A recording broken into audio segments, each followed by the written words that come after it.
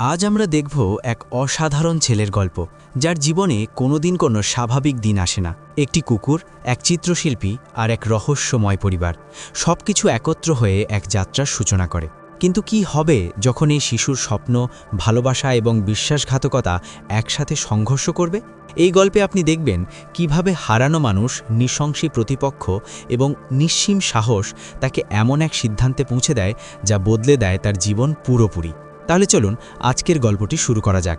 গল্পের শুরুতে একজন লোককে দেখা যায় যে তার কুকুরটাকে বারবার চাবুক দিয়ে মারতে লাগলো, তবুও তার রাগ মিটল না। শেষ পর্যন্ত কুকুরটা অজ্ঞান হয়ে পড়ে গেল। তখন লোকটা তাকে আবর্জনার মতো রাস্তার পাশে ফেলে দিয়ে চলে গেল। কুকুরটা প্রায় মৃত্যুর মুখে ছিল। ঠিক সেই সময় পথ দিয়ে যাওয়া এক দাদা আর তার নাতি কুকুরটাকে দেখতে পায়। ভাবতেই অবাক লাগে কুকুরটা কি ভয়ঙ্কর নির্যাতনের শিকার হয়েছিল। দাদা নাতি কুকুরটাকে বাড়িতে নিয়ে গিয়ে চিকিৎসা শুরু করল, কিন্তু তাদের জীবনও খুব সুখের ছিল না। ছেলেটা ছোট থাকতেই তার মা অসুস্থ হয়ে মারা যায়। যুদ্ধের সময় তার বাবা নিখোঁজ হয়ে যায়। এরপর থেকে সে শুধু তার দাদার সঙ্গেই বড় হয়েছে। তারা দুধ পৌঁছে দিয়ে কোনো রকমে জীবিকা চালাত। জীবন ছিল দারিদ্র, কিন্তু তবুও তারা নিজেদের খুব সুখী মনে করত। ছেলেটার যত্নে কুকুরটা ধীরে ধীরে সুস্থ হয়ে উঠল, আর সেই কুকুর তাদের জীবনে অনেক আনন্দ এনে দিল। কিন্তু এই সুখ বেশি দিন স্থায়ী হলো না। দাদা বয়সে অনেক বড় ছিলেন। পুরনো রোগ আবার ফিরে এলো। তিনি আর দুধ পৌঁছে দিতে পারলেন না। খুব দ্রুত তাদের আয়ের পথ বন্ধ হয়ে গেল। এর মধ্যেই বাড়িওয়ালা ভাড়া চাইতে এসে হাজির। বাধ্য হয়ে ছেলেটা নিজের সব সঞ্চয় বের করে দিল, কিন্তু সেই টাকাও যথেষ্ট ছিল না। অনেক অনুরোধের পর বাড়িওয়ালা কয়েকদিন সময় দিল, কিন্তু সামনে কিভাবে চলবে সেটাই বড় প্রশ্ন হয়ে দাঁড়ালো। কুকুরটা যেন সব কথা বুঝতে পেরেছিল। পরদিন ভোরে সে ছেলেটাকে ঘুম থেকে ডেকে তুলল। তারপর তাকে বাইরে নিয়ে যেতে ইশারা করল। বাইরে গিয়ে তারা দেখল কুকুরটা নিজেই গাড়িতে উঠে বসেছে। তখনই তারা বুঝতে পারল কুকুরটা দুধ পৌঁছে দিতে সাহায্য করতে চায়। এইভাবে কুকুরটা দাদার জায়গায় নিয়ে দুধ পৌঁছানোর কাজ শুরু করল। গ্রামের মানুষ সবাই কুকুরটার প্রশংসা করতে লাগল। তারা বলল, এটা সত্যিই ভালো কুকুর, মালিকের কাজে সাহায্য করে টাকা রোজগার করছে। জীবন এখনও কঠিন ছিল, তবুও ছেলেটার মনে এক বড় স্বপ্ন ছিল। প্রতিদিন দুধ পৌঁছে ফেরার পথে গির্জার সামনে রুবেন্সের মূর্তির কাছে সে অনেকক্ষণ দাঁড়িয়ে থাকত, কারণ ছোটবেলা থেকেই সে আঁকতে ভালোবাসত, আর সে রুবেন্সের মতো একজন মহান চিত্রশিল্পী হতে চাইত। তার এই আচরণ একজন চিত্রশিল্পীর চোখে পড়ে। ছেলেটা যে রুবেন্সকে খুব পছন্দ করে তা জানতে পেরে চিত্রশিল্পী তাকে গির্জার ভেতরে নিয়ে যাওয়ার প্রস্তাব দেন। ভেতরে রুবেন্সের একটি বিখ্যাত চিত্রকর্ম ছিল। সাধারণ মানুষ সেখানে ঢুকতে পারত না, শুধু ধনী আর ক্ষমতাবানরাই ঢুকতে পারত। চিত্রশিল্পী ছেলেটাকে নিজের বন্ধু বলে পরিচয় দিলেন। এইভাবেই ছেলেটা তার স্বপ্নের গির্জায় ঢোকার সুযোগ পেল। ঠিক তখনই যাজক পর্দা সরাতে শুরু করলেন। হঠাৎ প্যাচি গাড়িসহ ভেতরে ঢুকে পড়ল। দানবাক্স ভেঙে গেল। যাজক ভাবলেন তারা টাকা চুরি করতে এসেছে। রাগে তিনি দৌড়ে এলেন। ভয়ে ছেলেটা প্যাচিকে নিয়ে সেখান থেকে পালিয়ে যায়। এতক্ষণেই তারা ঠিকমতো দাঁড়াতেও পারেনি, এর মধ্যেই আরেক বিপদ এসে হাজির। প্যাচির আগের মালিক সেখানে এসে পারে। সে প্যাচিকে ফেরত নিতে চায়। লোকটাকে দেখে প্যাচি জোরে জোরে ঘেউ ঘেউ করতে থাকে। ছেলেটা বুঝে যায় প্যাচি কতটা ভয় পাচ্ছে। সে প্যাচিকে পালাতে বলে। রাগে লোকটা ছুরি বের করে ছেলেটার দিকে এগিয়ে আসে। ঠিক তখনই চিত্রশিল্পী এসে ছুরিটা ফেলে দেন, কিন্তু লোকটা পাশে থাকা বড় ছুরি তুলে নেয়। সে চিত্রশিল্পীর উপর আক্রমণ করে। ঠিক সেই মুহূর্তে প্যাচি ঝাঁপিয়ে পড়ে লোকটাকে ফেলে দেয়। সিঁড়িতে পড়ে লোকটার মৃত্যু হয়। ছেলেটার কষ্ট কিছুটা হালকা করতে চিত্রশিল্পী তাকে নিজের বাড়িতে নিয়ে যান। সেখানে একটি আঁকা ছুরি দেখে ছেলেটা মুগ্ধ হয়ে যায়। চিত্রশিল্পী বলেন এটা তার এক মেধাবী ছাত্র এঁকেছিল, কিন্তু দরিদ্র হওয়ায় সে কখনো বড় শিল্পী হতে পারেনি। ছেলেটা নিজের আঁকা ছবি বের করে দেখায়। পরামর্শ চাইলে চিত্রশিল্পী অবাক হয়ে যান। ছবিটা একটু অপরিপক্ক হলেও তাতে অসাধারণ প্রতিভার ছাপ স্পষ্ট। সঠিক প্রশিক্ষণ পেলে ছেলেটা একদিন দারুণ শিল্পী হবে। ছেলেটা প্রস্তাব দেয় সে কাজও করবে, আবার শিখবেও। চিত্রশিল্পী খুশি মনে রাজি হয়ে যান। তবে তিনি শিগগিরই দূরে যাবেন। যাওয়ার আগে বলেন চারপাশ মন দিয়ে দেখবে। একজন শিল্পীর সবচেয়ে বড় অনুপ্রেরণা হলো তার চোখ। এরপর চিত্রশিল্পী চলে যান, কিন্তু সেই যাত্রা বহু বছরের হয়ে যায়। এই সময়ে ছেলেটা তার কথা মনে রাখে। সে নিজের আঁকার দক্ষতা বাড়াতে থাকে। তার একটাই স্বপ্ন, একদিন রুবেন্সের মতো মহান শিল্পী হওয়া। চিত্রশিল্পী আবার ফিরে এলেন। ততদিনে ছেলেটা হয়ে উঠেছে সুদর্শন এক কিশোর। শুধু চেহারাই নয়, তার আঁকার দক্ষতা অনেক পরিণত হয়েছে। চিত্রশিল্পী দেখে বিস্মিত হয়ে যান। তিনি ছেলেটাকে তেল রঙে আঁকা শেখার পরামর্শ দেন এবং তাকে ব্রাশ আর রং উপহার দেন। এগুলোই ছিল ছেলেটার আজীবনের স্বপ্ন। সে বিশ্বাসই করতে পারছিল না। সে বলল, এসব কি সত্যিই আমার জন্য? চিত্রশিল্পী বললেন, এটা কোনো উপহার নয়, এটা এক শিল্পীর আরেক শিল্পীর জন্য হাতিয়ার। এরপর তিনি তাকে রং মেশানোর কৌশল শেখান। ছেলেটা খুব দ্রুতই বিষয়টা রপ্ত করে ফেলে। চিত্রশিল্পী তাকে একটি আঁকাবাঁকা প্রতিযোগিতায় অংশ নিতে বলেন, কিন্তু ছেলেটা পিছিয়ে যায়। সে নিজেকে বিশ্বাস করতে পারে না। চিত্রশিল্পী বলেন, এটাই কি আমার ছাত্রের কথা? জয়ী হবার প্রথম শর্ত হল নিজের উপর বিশ্বাস রাখা। রুবেন্স নিজেও তোমার চেয়ে বেশি বয়সে শুরু করেছিলেন, আর জানো কি, বিজয়ী পাবে 1000 রুপার ফ্রা এবং আর্ট স্কুলে পড়ার সুযোগ। 1000 ফ্রা শুনে ছেলেটা আর প্যাচি দুজনেই আনন্দে লাফিয়ে ওঠে। এই টাকায় দাদার জীবন অনেকটা ভালো করা যাবে। খুশিতে ছেলেটা দৌড়ে যায় জঙ্গলের দিকে। সেই সুখবর জানাতে চায় তার সবচেয়ে প্রিয় বন্ধুকে, সেই মেয়ে যাকে ছেলেটা তার ছবিতে এঁকেছিল। দুজন একসঙ্গে বড় হয়েছে, সবসময় একসঙ্গেই থেকেছে। মেয়েটা বিনা পারিশ্রমিকে ছেলেটার মডেল হতো, আর ছেলেটা মেয়েটাকে হাসি খুশি রাখতে সব চেষ্টা করত। বয়স বাড়ার সঙ্গে সঙ্গে বন্ধুত্ব বদলে যায় অন্য এক অনুভূতিতে। এই পরিবর্তন মেয়েটার বাবার চোখেও পড়ে। তিনি মেয়েকে ছেলেটার থেকে দূরে থাকতে বলেন, কারণ ছেলেটা গরিব আর তার স্বপ্ন একজন শিল্পী হওয়া, যেখানে বেশিরভাগ শিল্পীরই ঠিকমতো খাওয়ার টাকা থাকে না। তবুও মেয়েটা লুকিয়ে লুকিয়ে ছেলেটার সঙ্গে দেখা করত। নিজের হাতে বানানো বিস্কুট এনে দিত ছেলেটা আর তার ছোট কুকুরটার জন্য। ছেলেটাও তার নতুন আঁকা তেল রঙের ছবি উপহার দিত। সে মেয়েটাকে নিয়ে সার্কাস দেখতে যায়। সেখানে এক জাদুকর্ণী তাদের ভাগ্য গণনা করে। নক্ষত্র বলে ছেলেটা একদিন অনেক বড় মানুষ হবে, আর দুজনের ভাগ্য একে অপরের সঙ্গে জড়িত। তাদের হৃৎস্পন্দন এক। আগের জন্মেও তারা একে অপরকে চিনত। জাদুকর্ণী বলে, এই জীবনেই তোমরা সত্যিকারের সুখ খুঁজে পাবে। সে ছেলেটাকে একটি আংটি দেয়। ছেলেটা সেই আংটি মেয়েটার আঙুলে পরিয়ে দেয়। হয়তো সে জানত না এর অর্থ কী, কিন্তু তার মনে হয়েছিল আংটিটা খুব সুন্দর, মেয়েটার নিশ্চয়ই ভালো লাগবে। দুজন নাচতে থাকে, গান গাইতে থাকে, খুশিতে সময়ের কথা ভুলে যায়। কিন্তু হঠাৎ সব ভেঙে যায়। মেয়েটার বাবা রাগে ফেটে পড়ে সেখানে হাজির হন। তিনি ছেলেটাকে ধমকাতে থাকেন। মেয়েটা নিজের দোষ নিজের কাঁধে নিতে চায়, কিন্তু বাবা কারো কথা শোনেন না। We'll deal with you later. You're thoughtless and irresponsible, Yellow. And this is our life, and I won't let you jeopardize that. Understand me? তারপর জোর করে মেয়েটাকে বাড়ি নিয়ে চলে যান। এরপর থেকে মেয়েটাকে কার্যত বন্দি করে রাখা হয়। দুজনের দেখা করা নিষিদ্ধ হয়ে যায়।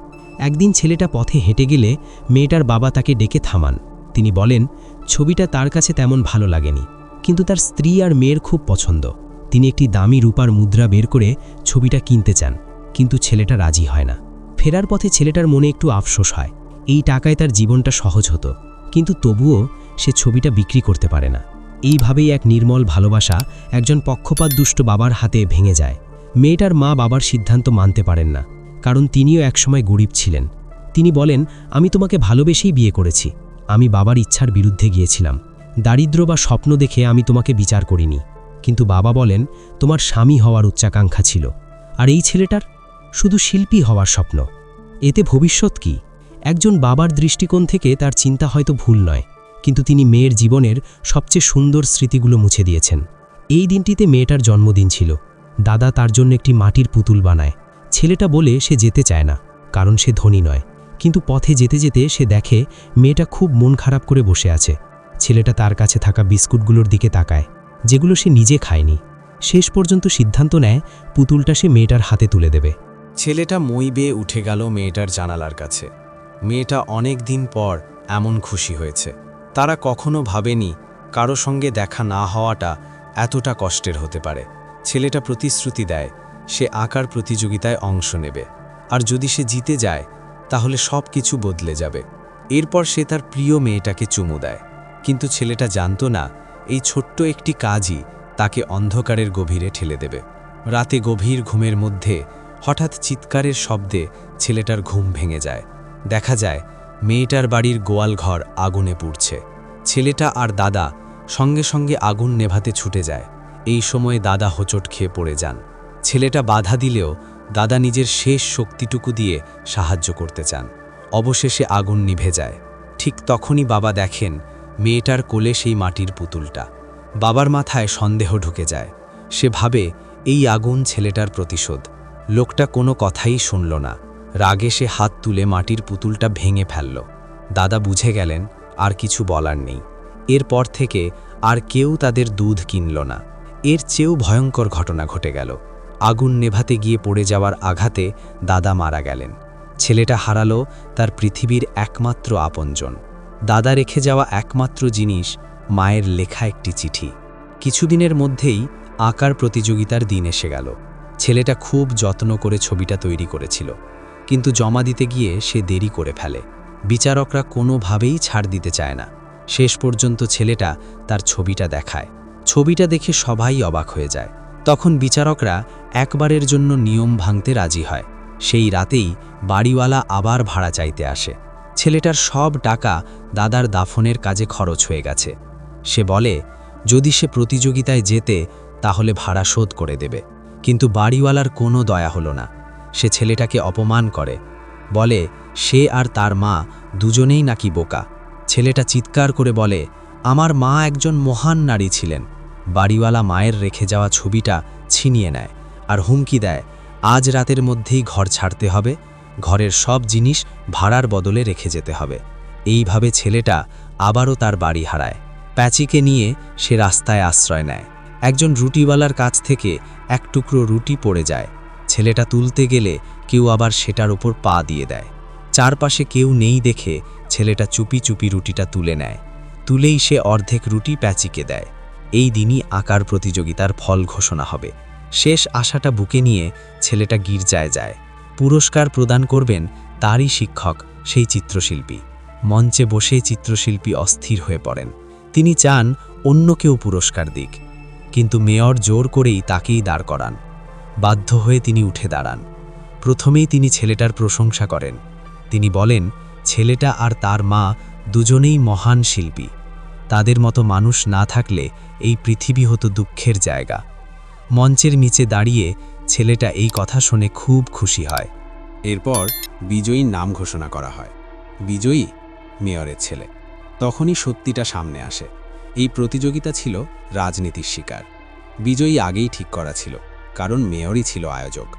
চিত্রশিল্পীর হাতে ছিল মাত্র এক ভোট। তিনি কিছুই বদলাতে পারেননি। ছেলেটার পৃথিবী ভেঙে পড়ে, সব কিছু শেষ হয়ে যায়। এখন তার কিছুই নেই। বরফে ঢাকা রাস্তায় হাঁটতে হাঁটতে প্যাচি হঠাৎ কিছু একটা খুঁজে পায়। একটা মানি ব্যাগ। ভেতরে ছিল ব্যাগ ভর্তি টাকা। এটা ছিল মেয়েটার বাবার। গোয়ালঘর মেরামতের জন্য সেসব টাকা নিয়ে বেরিয়েছিল, কিন্তু কারিগর খুঁজতে গিয়ে মানিব্যাগটা হারিয়ে ফেলে। ছেলেটা আবার মেয়েটার বাড়িতে যায়। সে বাবার কাছে মানিব্যাগটা ফেরত দিতে চায়। কৃতজ্ঞতায় মেয়েটার মা ছেলেটাকে রাতের খাওয়াতে চান, কিন্তু ছেলেটা চায় প্যাচির জন্য 1 কাপ গরম দুধ। সে অনুরোধ করে বাবাকে যেন বলা হয় মানিব্যাগটা প্যাচিই খুঁজে পেয়েছে, আর যদি সম্ভব হয় প্যাচিকে যেন তারা আশ্রয় দেয়। মা বলে একটু অপেক্ষা করো, খাবার তৈরি হচ্ছে। কিন্তু ছেলেটা চুপচাপ চলে যায়, কারণ সে জানে মেয়েটার বাবা তাকে পছন্দ করেন না। তার শেষ ইচ্ছা শুধু একটাই, প্যাচির যেন থাকার একটা জায়গা হয়। কিছুক্ষণ পর মেয়েটার বাবা বাড়ি ফেরে। তার মন খুব খারাপ। ঘরে ঢুকেই সে দেখে প্যাচি সেখানে আছে। সে সঙ্গে সঙ্গে কুকুরটাকে তাড়াতে চায়। এইবার আর মা চুপ থাকেন না। তিনি চিৎকার করে বলেন এই নাও, তোমার টাকা নাও, কিন্তু মনে রেখো তুমি ভাগ্যবান, কারণ ছেলেটা সৎ ছিল, আর এই অভাগা কুকুরটাই তোমার টাকা খুঁজে এনে দিয়েছে।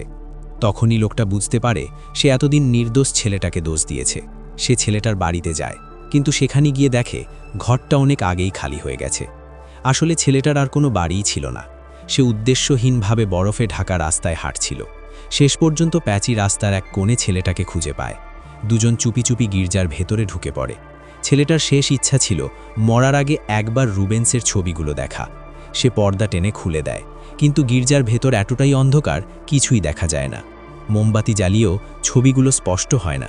ছেলেটা মোমবাতির আগুনে নিজেকে গরম রাখার চেষ্টা করে। তার আশা ছিল ভোর হলে সব দেখা যাবে, কিন্তু গির্জার ভেতর ছিল অসহ্য ঠান্ডা। শেষ পর্যন্ত ভোর হওয়ার আগেই ছেলেটা নিস্তেজ হয়ে পড়ে। মোমবাতিটাও নিভে যায়। হঠাৎ জানালা দিয়ে এক ফালি রোদ ঢুকে পড়ে। ধীরে ধীরে আলোকিত হয়ে ওঠে রুবেন্সের সেই মহান চিত্রকর্ম। অবিশ্বাস্য হলেও সত্য, রুবেন্স ছেলেটার আঁকাও দেখেছিলেন। তিনি বলেন তোমার শিল্পী হওয়ার পথচলায় আমি গভীর আগ্রহ নিয়ে তাকিয়েছিলাম। তুমি শুধু প্রতিযোগিতা জিততে চাওনি, তুমি চেয়েছিলে স্বীকৃতি, ভালোবাসা পেতে চেয়েছিলে। রুবেন্সের কথা ছেলেটার মনে গভীর দাগ কাটে। এরপর আরও আশ্চর্যের ঘটনা ঘটে। রুবেন্স জানতেন ছেলেটার মাকে। ছেলেটা ঘুরে তাকায়, দেখে নিজে আর প্যাচি মাটিতে পড়ে আছে। হঠাৎ তার মা সামনে এসে দাঁড়ান। ছেলেটা দৌড়ে মায়ের বুকে ঝাঁপিয়ে পড়ে। এই উষ্ণতা সে কোনোদিন পায়নি। এখানে ভিডিওটি শেষ হয়ে যায়। আপনাদের এই ভিডিওটি কেমন লেগেছে অবশ্যই কমেন্ট করে জানাবেন এবং আরও এমন নতুন নতুন ভিডিও পেতে চ্যানেলটি সাবস্ক্রাইব করে রাখুন। ধন্যবাদ সবাইকে।